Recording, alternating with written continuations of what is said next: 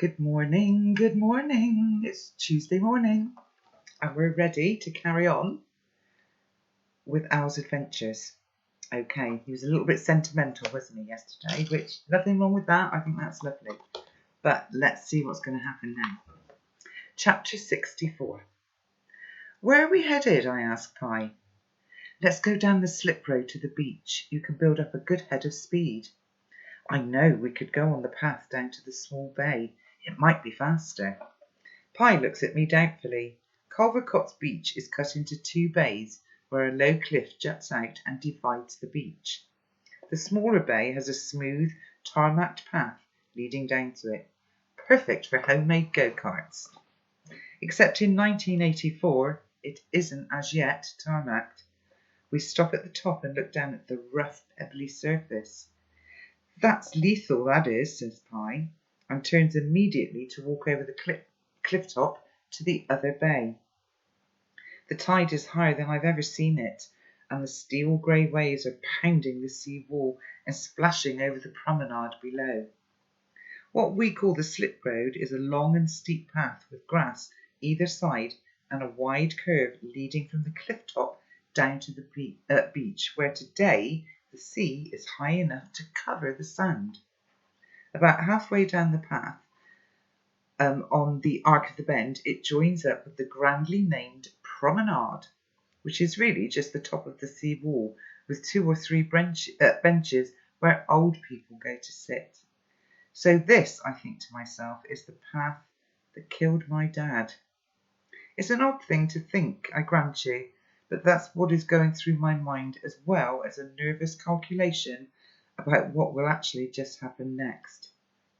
Just then a weak shaft of sunlight pierces the thick cloud, which I take as a good omen, and I start to feel better and better about the whole day. I'm going to do this, and I'm going to do it right. We stand at the top, Pie and me, and plan out the ride. It's pretty straightforward, a bit steep at the start, but then into the curve, which will take a bit of braking and steering, but not that much. And then the gradient levels off a bit, so that by the time you reach the beach, you're going a bit slower anyway, and the sand will stop the wheels. Who's going to go first? I ask. Not me. I've done it loads of times. It's got to be you. So I sit on the cushion, one foot pushed against each front wheel to stop the cart from rolling forward. And it so wants to go. It was made for this. The wind is strong and the waves are loud, and the blood is pumping in my ears. So when I take my feet away, I get a cold rush of air, which I gasp as the cart picks up speed on the first steep part. It's a smooth ride, but fast. I'm applying the brake well before the curve and tugging on the right-hand rope to turn the front axle, and my hair is blown by the speed and the salty wind as I go round the corner. Ah! I'm slowing down a bit now, and off to the left of the path, I see it. The brick that Dad crashed into. It's towards the side of the path, not in the middle as he has said, but it's there all right and definitely dangerous if you hit it at full speed. By the side is a small, rusty supermarket trolley. It all fits. It's just as Dad said. Then I'm slowing down with a judder as the pram wheels hit the soft sand, bringing me to a stop. I leap out and pull the lean, mean green machine out of the way of a grey wave that's creeping up the beach and start running back up to the top. On the way, I stop at the brick and throw it well out of the way and wrench the trolley out of the sandy soil it's half buried in, away from the path, and rejoin Pie. He opens his arm and shouts, "Yay!" before throwing them around me and squeezing really hard, so that I'm gasping and laughing all at the same time. "How was that?" he says. He is hopping from one foot to the other with excitement. "Pretty awesome, but man, it's steep at the start. Don't forget to brake." "I won't." Pie stops. He's looking over my shoulder. "Is that who I think it is?" Well, we know who it's going to be, Mabel, don't we? I've got to read the next chapter. Coming towards us from the other side of the promenade is... You're right, Macca. He's holding what looks like a bunch of sticks in his arms. He waves an arm above his head and shouts something, but it's indistinct under the noise of the wind and the waves. Ah, terrific. What does he want? He stops on the prom and waves for us to come down and join him. I point to him, then to us. No, I shout. You come here. But he shakes his head, holds up the sticks and waves us towards him again.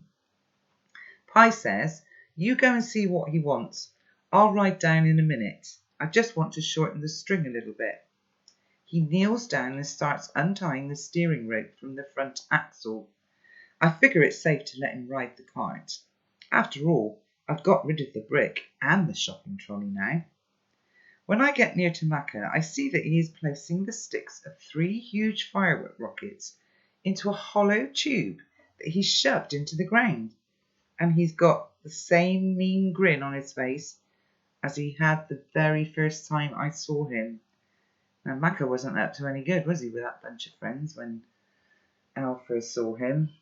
All right, boyfriend, you'll never guess what I've got.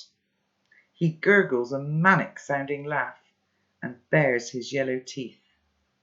I don't know what to say. They are so obviously the rockets from Pi's shed, and Macca just doesn't care. He's stolen them, and what can I do about it anyway? Report him? Fight him? He knows I'm powerless, and it absolutely enrages me. Those are ours. Well, Pi's, actually, I hear myself shouting over the wind. What? These? Nah, man. They're mine, left over from last bonfire night.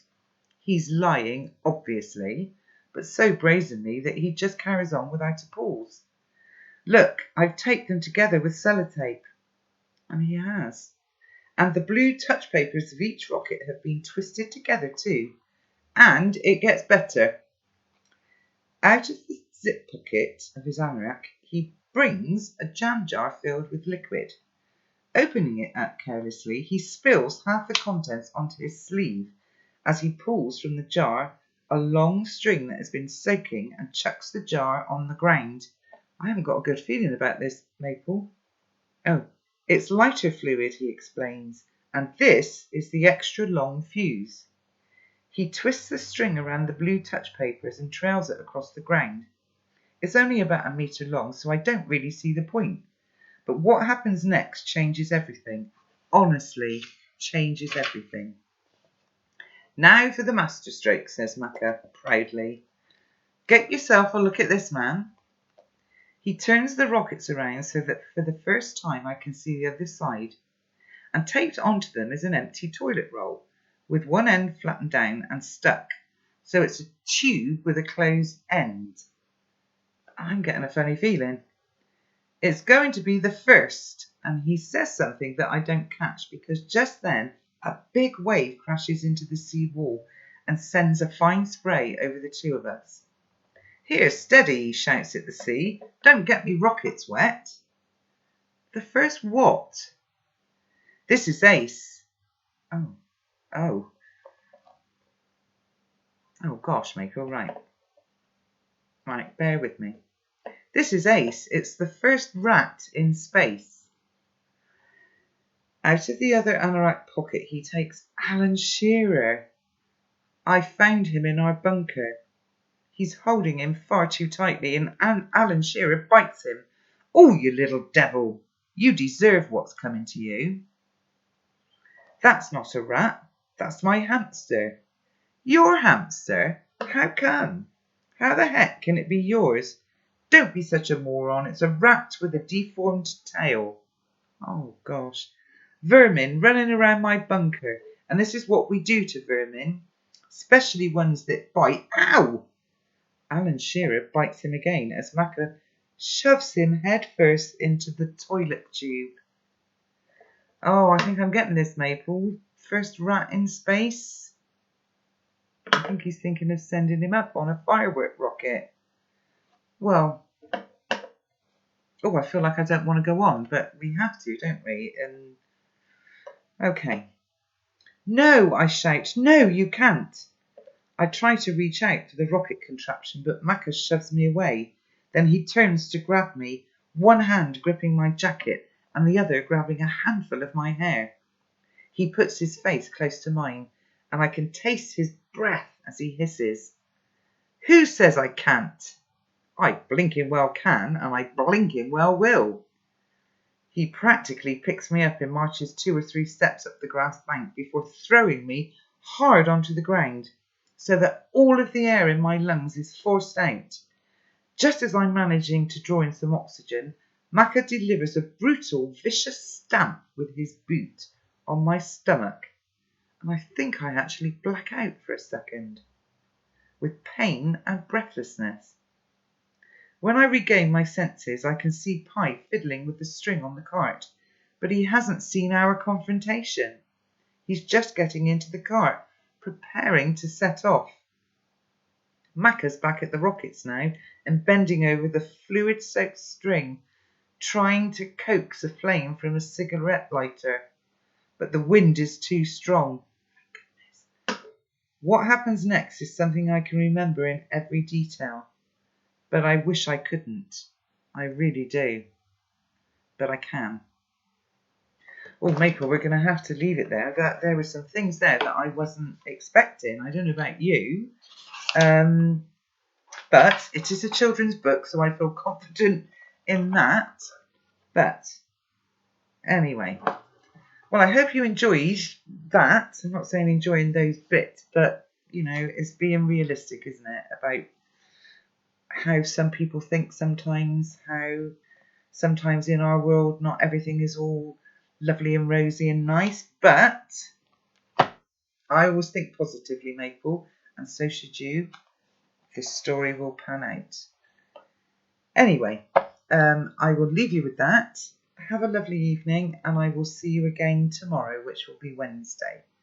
Okay, Maple, take care. Bye for now. Bye.